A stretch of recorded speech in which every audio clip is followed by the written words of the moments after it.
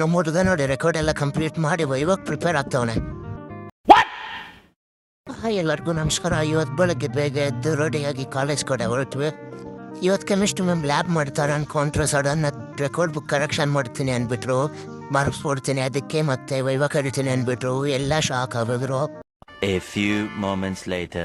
ಆಮೇಲೆ ಇನ್ನು ಕಂಪ್ಲೀಟ್ ಇರೋರ್ಗೆಲ್ಲ ಒಂದು 15 ಮಿನಿಟ್ಸ್ ಟೈಮ್ ಕೊಡ್ತೀನಿ ಕಂಪ್ಲೀಟ್ ಮಾಡ್ರಿ ಅಂದರು. ನಮ್ಮ ಹುಡುಗ ನೋಡಿ ರೆಕಾರ್ಡ್ ಎಲ್ಲ ಕಂಪ್ಲೀಟ್ ಮಾಡಿ ಇವಾಗ ಪ್ರಿಪೇರ್ ಆಗ್ತವನೆ. ಆಮೇಲೆ ನಮ್ಮದು ರೆಕಾರ್ಡ್ ಎಲ್ಲ ಕಂಪ್ಲೀಟ್ ಆಗಿತ್ತು. ಇವಾಗ ಏನೋ ಒಂದು ಆಗ್ತೈತೆ ಬಿಡು ಅಂದ್ಕೊಂಡು ನಾವು ಮಾತಾಡ್ಕೊಂಡು ನಿಂತಿದ್ವಿ.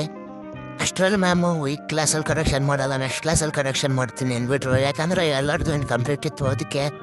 ಆಮೇಲೆ ಲ್ಯಾಬೆಲ್ಲ ಮುಗಿಸ್ಕೊಂಡು ಇಲ್ಲಿ 6th ಫ್ಲೋರ್ ಹತ್ರ ಈ ಕಡೆ ಬಂದರೆ ಇಲ್ಲೊಂದು ವ್ಯೂ ಕಾಣಿಸ್ತು. ವ್ಯೂ ನೋಡ್ಕೊಂಡು ಆಮೇಲೆ PG ಕಡೆ ಹೊರಟ್ವಿ.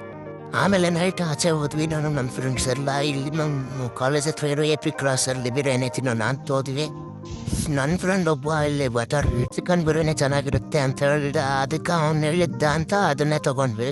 ಕ್ವಾಂಟಿಟಿ ಸ್ವಲ್ಪ ಕಮ್ಮಿ ಇತ್ತು, ಆದರೆ ಬಿರಿಯಾನಿ ಪರವಾಗಿಲ್ಲ ಚೆನ್ನಾಗಿತ್ತು. ಆಮೇಲೆ ಬಿರಿಯಾನಿ ಎಲ್ಲ ತಿನ್ನೋ ನನ್ನ ಫ್ರೆಂಡ್ಸ್ ಎಲ್ಲ ಸೋಡಾ ಕುಡಿತೀವಿ ಅಂತ ಹೇಳ್ಬಿಟ್ಟು ಸೋಡಾ ತೊಗೊಂಡ್ರು. ನಾನು ಸೋಡಾ ಇಷ್ಟ ಆಗಲ್ಲ ಅಂತೇಳಿ ನಾನು ಸ್ಪ್ರೈಟ್ ತೊಗೊಂಡೆ. ನಮ್ಮವ್ನು ನೋಡಿ ಹೊಸದಾಗಿ ಸೋಡಾ ಜೊತೆ ಸ್ಪ್ರೈಟ್ ಮಿಕ್ಸ್ ಮಾಡ್ಕೊಂಡು ಕುಡಿತೀನಿ ಅಂತೇಳಿ ಸ್ಪ್ರೈಟ್ ಆಡಿಸ್ಕೊಂಡ.